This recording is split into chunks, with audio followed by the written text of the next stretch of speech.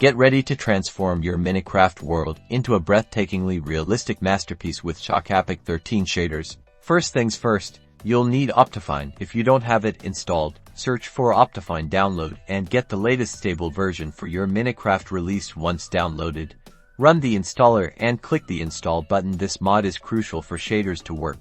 With OptiFine installed, launch Minecraft from the main menu, navigate to Options, then Video Settings.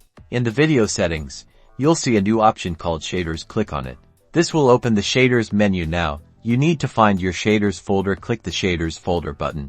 Speaking of shaders, you'll need to download Chocapik13 shaders. A quick web search for Chocapik13 shaders download will get you the latest pack. Once downloaded, make sure to extract the zip file.